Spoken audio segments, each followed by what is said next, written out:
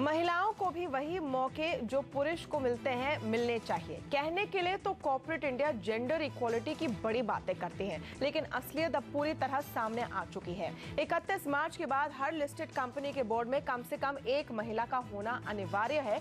इसके लिए करीब 1 साल का समय दिया गया है, लेकिन अब भी एनएसई में लिस्टेड करीब 30% ऐसी कंपनियां हैं जो एक महिला अपने बोर्ड के लिए नहीं ढूंढ पाई है। कंपनियां अब हड़बड़ी में है कि किसको ढूंढे, किसको रखें। ऑफ रिकॉर्ड कईयों का कहना है कि कॉम्पिटेंस की तकलीफ है, यानी बोर्ड में बैठने लायक महिलाएं मिलती ही नहीं है। लेकिन हम मानते हैं और जानते हैं कि ये बस बहाना है। इसी पर हम कर रहे हैं आज खास चर्चा, जिसमें हमारे साथ जुड़ रही हैं बायोकॉन की सीएमडी किरण मजूमदार शॉ, एजीपी पार्टनर्स की मैनेजिंग पार्टनर जिया मोदी, एचएसबीसी इंडिया की कंट्री हेड नैना लाल किदवई और प्राइम डेटाबेस के चेयरमैन पृथ्वी हल्दिया। हमारे इस पैनल में ऐसी महिलाएं हैं जिन्होंने पूरे ग्लास सीलिंग तोड़े हैं और वो हमें बताएंगे कि क्यों इतनी दिक्कत हो रही है। किरण मजूमदार शॉ, पहले आपसे पूछना चाहूंगी, 1 साल से ज्यादा का समय मिला है, सेबी ने एक बार ये डेडलाइन आगे भी बढ़ाई है, लेकिन अब भी अनुमान है 400 से ज्यादा कंपनियां हैं जो सेबी के नियम को नहीं पूरा कर पा रही है। क्या वो क्वालिफाइड महिलाएं नहीं ढूंढ पा रही, ये जो उनका बहाना है, ये कुछ बनता है या फिर सिर्फ लैक्सिटी है उनकी तरफ से? आई थिंक कंपनी लैक्सिटी तो जरूर दिखा रहे हैं, क्योंकि काफी महिलाएं हैं who are capable of being very very responsible and productive board members. तो I think it's extremely important कि कंपनीज को ये सेबी की मैंडेट फॉलो करनी चाहिए, और I am glad that SEBI is taken such a strong step in ensuring that this happens. बिल्कुल। जिया मोदी जी, आपका क्या कहना है, क्या ये कोई सेंस भी बनता है, क्योंकि यूके सिन्हा साहब ने भी ये कहा है कि शर्म की बात है अगर 8-9 हजार कंपनियां अपने बोर्ड के लिए एक एक महिला नहीं ढूंढ पाती हैं। आपको लगता है कि कहीं ना कहीं वो कंप्लाई करना ही नहीं चाहते हैं या कम से कम स्पिरिट में नहीं करना चाहते हैं? आई थिंक कि बहुत डेकेड से माइंडसेट ही अलग है। Men have not felt the need to have women come on board. काफ़ी टाइम comfort factor होता है that there are just men in the room. They can have camaraderie which a woman may disrupt in some way.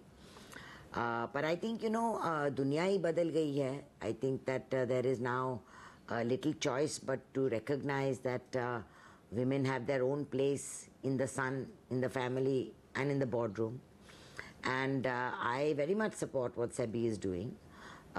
मुझे लगता है कि ये first step है, शुरू ही होना चाहिए, and there should be more women in the boardroom than there are today for sure. जी, नैना लाल किदवई जी, यहाँ जो नियम है उसके मुताबिक एक जो महिला डायरेक्टर है या डायरेक्टर है वो ज़्यादा से ज़्यादा 7 कंपनियों के बोर्ड पर बैठ सकते हैं। अब ये लास्ट मिनट एक तरह से होड़ मची हुई है उन कुछ चुनिंदा महिला डायरेक्टर्स के लिए। आप तो मुझसे बेहतर जानती होंगी कि सारी कंपनियां पीछे पड़ी कि हमारे बोर्ड पर आके बैठ जाए तो हमारा कोटा पूरा हो जाए। क्या वाकई जो ये बहाना दिया जा रहा है कि कॉम्पिटेंस की इशू है, ये वैलिड पॉइंट है? बिल्कुल वैलिड पॉइंट नहीं है, बहाना ज़रूर है, और इसको हमें रास्ता भी दिखाना पड़ेगा। शायद शुरुआत में ये ऐसे कंपनीज थे जो सोच रहे थे कि शायद डेडलाइन डिफ़र हो जाए, उन्हें शायद जो हमारे मिड साइज़ कंपनीज़ है किनमें ऐसे मुश्किल भी हो रहा होगा कि उन्हें ये मिल नहीं रहे थे, क्योंकि उन्हें पता नहीं था कहाँ जाए, कैसे ढूंढे, और शायद इतने ध्यान से भी नहीं ढूंढे हैं। अब उन्हें जो पता चला है कि ये डेडलाइन बिल्कुल सीरियस है और मानो डिफ़ॉल्टर लिस्ट की तरह इनके नाम्स पब्लिश होने चाहिए, ये भी ढूंढ लेंगे। हमने जो फ़िकी की तरफ से क्या किया है कि ये एक ग्रुप फॉर्म किया है जहाँ कोई 25 विमेन पोटेंशियल बोर्ड मेंबर्स को ट्रेनिंग दिखाते हैं, और ये हर बैच ऑफ 25 जो है ये मिडिल मैनेजमेंट कंपनीज़ में है, और ऐसे काफ़ी हैं जो बोर्ड पर पहले बैठे नहीं हैं पर वेरी कॉम्पिटेंट हैं और बिल्कुल ज़िम्मेवारी से ये बोर्ड की ड्यूटीज़ उठा सकते हैं। तो ऐसे भी हमारे जो एफर्ट्स हैं, फ़िकी भी कर रही है, दूसरे भी शायद करेंगे, कि जहाँ बोर्ड रेडी नहीं दिख सकते वो भी बहाना चले जाएगा, क्योंकि अब बोर्ड रेडी हैं, ट्रेनिंग दिया है, मेंटरशिप प्रोग्राम्स हैं, ये बिल्कुल अब तैयार है, एक ही नहीं 7 बोर्ड तक बैठने के लिए, और अवेलेबल भी हैं। ये नहीं है, ये भी बहाना कह रहे थे कि हाँ ऐसे भी हैं जो हम जिसको पूछे हैं वो बैठने को तैयार नहीं है, उनको टाइम नहीं है, ये भी सब बहाना है। बहुत ही कॉम्पिटेंट विमेन है, और आप देखें कि हमारे देश में सीईओज बैंक्स के, तो आपको तो पता ही है, सब हमारे सबसे बड़े बैंक्स के सीईओज विमेन हैं। आईटी सेक्टर में भी आप देखें बहुत ही कंपनीज, IBM, फेसबुक, ऐसे सब कंपनीज, कैपजेमिनी, इंटेल के सीईओज विमेन हैं। ये बड़े कंपनीज हैं, पर ज़्यादातर क्या हुआ है कि मल्टीनेशनल कंपनीज़ में ये हमारे विमेन सीईओज ज़्यादा बढ़ रहे हैं। हमारे फैमिली और कंपनीज़ में अभी धीरे से ये आ रहे हैं, पर अवेलेबल तो ज़रूर हैं, और हमें इनको ढूंढना है, और जहाँ मिडिल मैनेजमेंट है थोड़ी ट्रेनिंग प्रोवाइड करके इनको भी बोर्ड रेडी कर लिया है, और करना पड़ेगा, जैसे हम और विमेन को आगे जाकर बोर्ड्स में लाना चाहेंगे।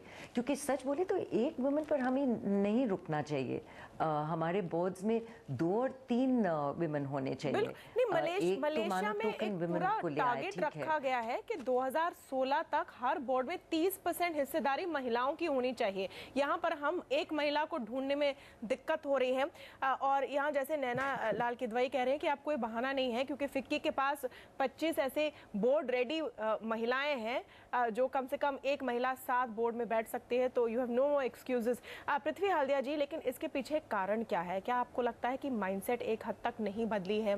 क्यों कंपनियां इतनी देर लगा रही है, धीरे धीरे से इसको अपनाने की कोशिश कर रही है?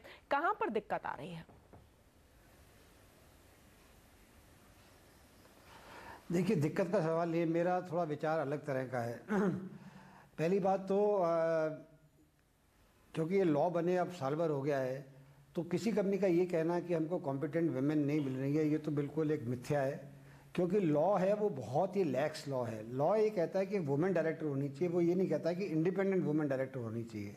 तो हमने क्या देखा है कि पिछले 8, 9, 10 महीनों के अंदर बहुत सारी कंपनीज ने के प्रमोटर्स अपनी वाइफ को, बेटियों को, चाचियाँ, आंट्स वगैरह सबको लेके आ गए, और कंप्लायंस एक तरह से हो गया है। बिल्कुल। तो कंप्लायंस करना तो बहुत ही आसान है, क्योंकि लॉ के अंदर ये तो लिखा ही नहीं कि इंडिपेंडेंट होना चाहिए। तो इसलिए दिक्कत जो कह रही है कंपनीज की हमको दिक्कत हो रही है, वो तो एक बिल्कुल ही गलत बात है।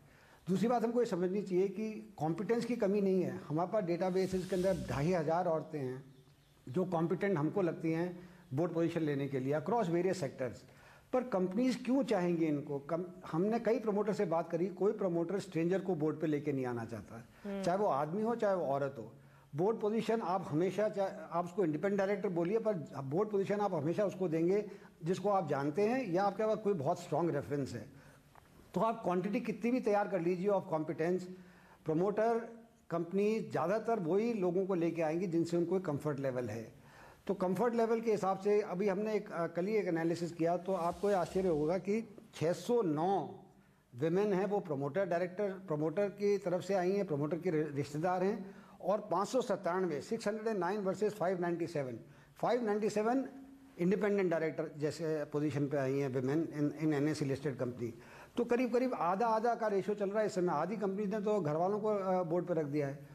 तो एक ये कंपनीज को लगता है कि लैक्सिटी है, सेबी को एक्शन नहीं लेगी, डीलिस्टिंग नहीं करेगी, फाइन नहीं लगाएगी, डेडलाइन और बढ़ जाएगी। नहीं, फाइन नहीं लगाएगी, तो ये जो यूके सेना ने कहा है उससे तो ये लगना नहीं चाहिए कि कुछ नहीं होगा। लेकिन नैना, मैं आपका व्यू इस पर जानना चाहूंगी, क्योंकि एक बहुत ही इंपॉर्टेंट पॉइंट जो पृथ्वी हल्दिया ने उठाया है। क्या अगर प्रमोटर अपने फैमिली मेंबर से ही एक महिला को बोर्ड में नियुक्त कर ले और डायरेक्टर बना ले, इसमें क्या गलती है? और is it really a big problem अगर वो कॉम्पिटेंट भी साबित हो?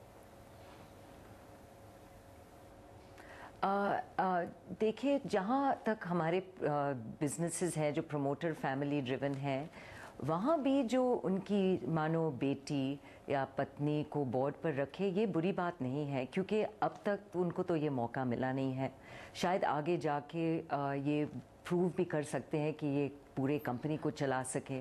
तो जहाँ तक ये नेक्स्ट जनरेशन तो सबसे बढ़िया है कि जो उनको ले आए, और बोर्ड पर बैठने से ट्रेनिंग भी आती है कि कंपनी में क्या हो रहा है, बात वहाँ कैसे चलते हैं, और अपने वहाँ आने तक। और ऐसे नेक्स्ट जनरेशन काफ़ी हैं जो वेल एजुकेटेड भी हैं, और उनको इसमें जो इंटरेस्ट हो, और शेयर होल्डर के तरफ से, प्रमोटर फैमिली के तरफ से उनको ये समझ आए कि उनके शेयर होल्डिंग को कैसे देखभाल करें, ये भी अच्छी बात है।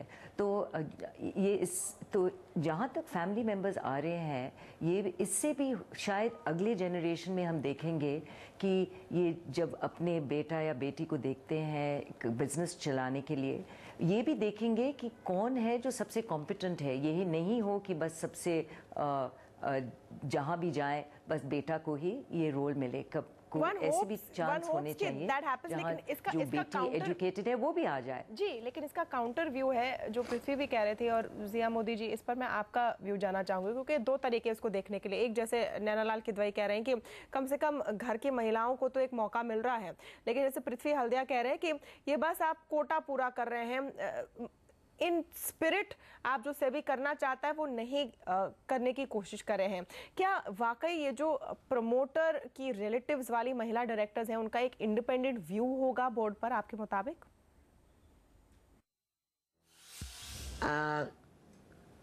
Let it start. Doesn't matter if there's a family member. Let it start. It will change. It is not the first and the last appointment who is a woman. The ecosystem has to change. If some promoters find it difficult to have outside women and they have to comply by having a woman from the family, it's fine. It's not happened for so many years. Let it start even one step at a time if people are more comfortable with that. चलिए, कम से कम यहाँ शुरुआत तो है। यहाँ एक छोटा सा ब्रेक लेंगे, लेकिन ये चर्चा जारी रखेंगे हम हमारे एक्सपर्ट पैनल के साथ। जाइएगा नहीं।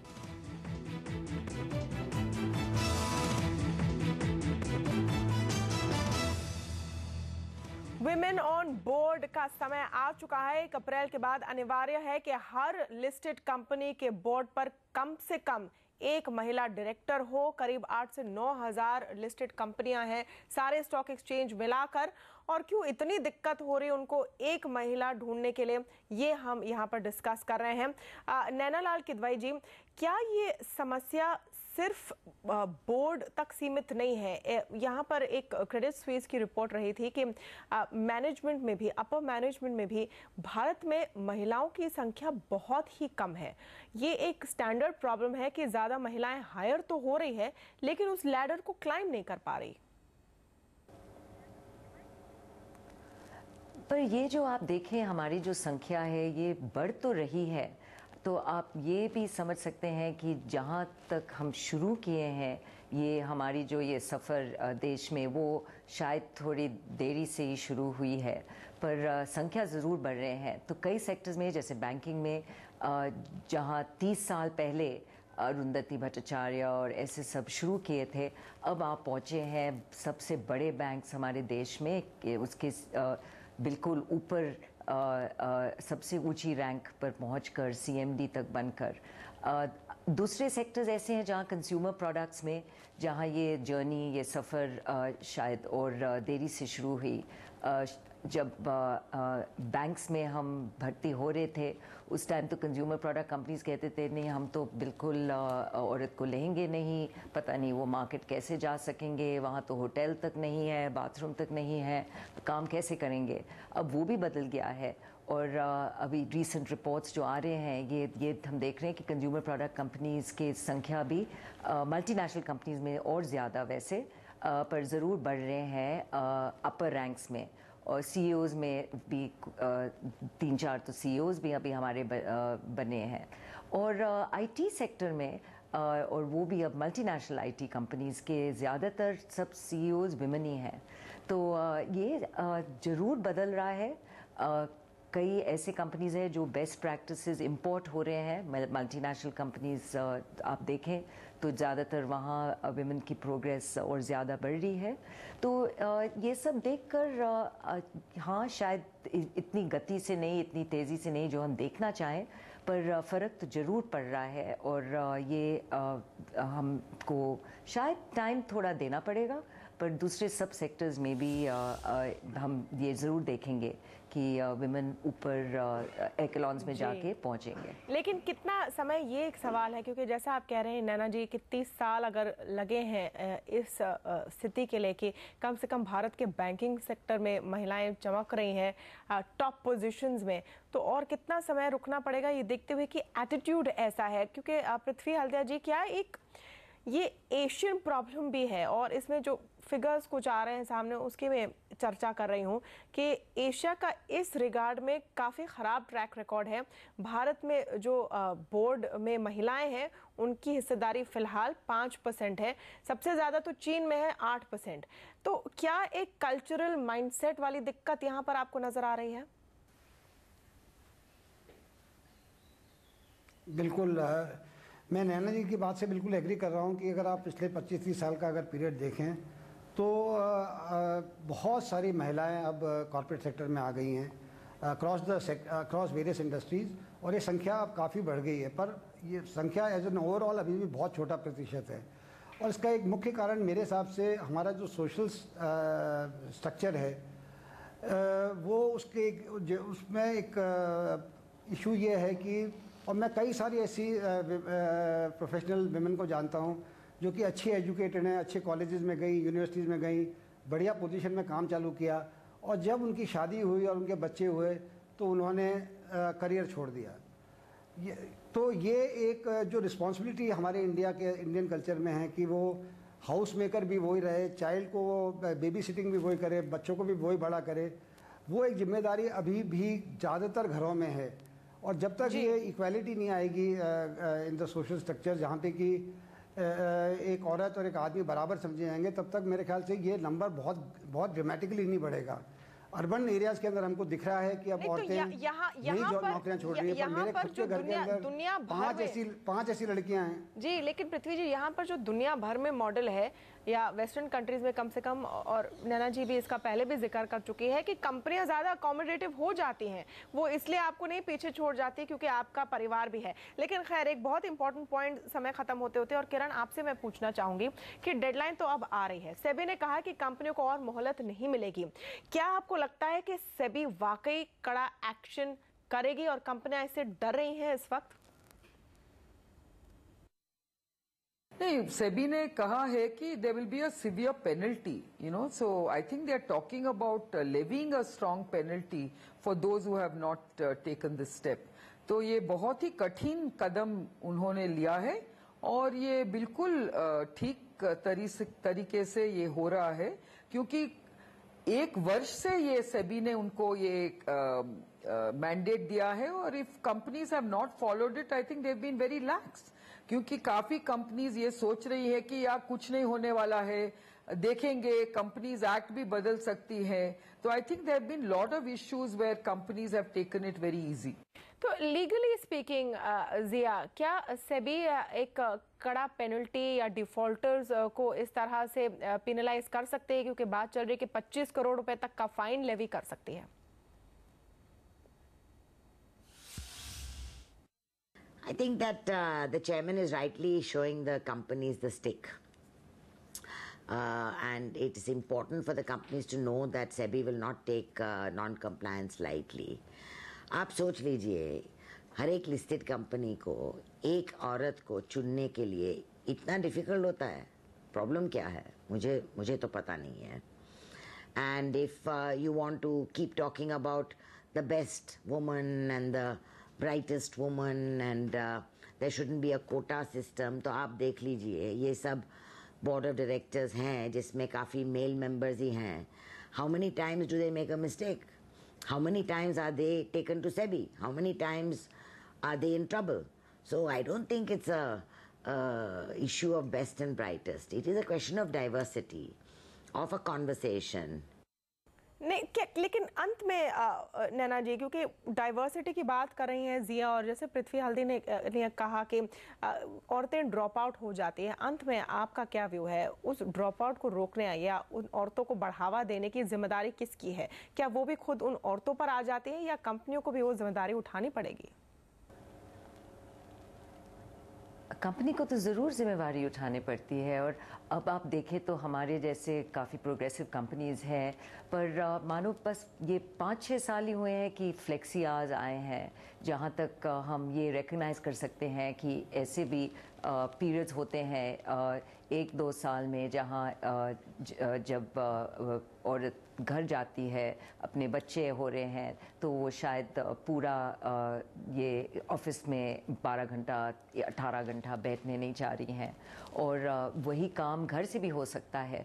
तो ये सब जो तरीके निकले हैं अब टेक्नोलॉजी ने, तो इसको शायद थोड़ा और अलाउ भी कर दिया है, तो हम ये कर सकते हैं। पर आप स्टैटिस्टिक्स देखें, और हमने ये काफ़ी कंपनीज़ में देखे हैं कि जो लॉन्जेविटी ऑफ सर्विस होती है वो विमेन की ऑर्गेनाइजेशंस में बिल्कुल मेन की तरह होती है, या शायद उससे ज़्यादा, क्योंकि मेन भी जो होते हैं वो नौकरी छोड़ देते हैं, शायद दूसरे रीजंस के लिए छोड़ते हों, पर छोड़ते ज़रूर है। तो जो मेजर करना चाहिए लॉन्जेविटी ऑफ सर्विस, वो तो एक ही है, और जो हम ऐसे तरीके निकाल सकते हैं कि वो लॉन्जेविटी को बढ़ाए, क्योंकि ज़्यादातर विमेन शायद और लॉयल भी होते हैं अपने एम्प्लॉयर्स को, तब वो वापस भी आ जाए, कि वो डरे नहीं वापस आने। और ये इस पर जो और प्रोग्रेसिव कंपनीज हैं, इस पर काफ़ी और प्रभाव और कोशिश कर रहे हैं कि ये एंगेजमेंट से वो लॉन्जेविटी विमेन की और बढ़ा सकते हैं कि मेन से ज़्यादा ही हो जाए, क्योंकि वो विमेन वापस भी आएंगे दूसरी नौकरी को जाके नहीं जॉइन करते हैं। को भी इसमें कोशिश करने की ज़रूरत है, लेकिन फिलहाल कोई स्कोप नहीं है और बहानों की। 31 मार्च का डेडलाइन है, 1 अप्रैल से हर लिस्टेड कंपनी के बोर्ड पर कम से कम एक महिला चाहिए ही चाहिए। बहाने का समय अब चला गया है। बहुत बहुत शुक्रिया आप सबका हमारे इस खास चर्चा में जुड़ने के लिए। नमस्कार।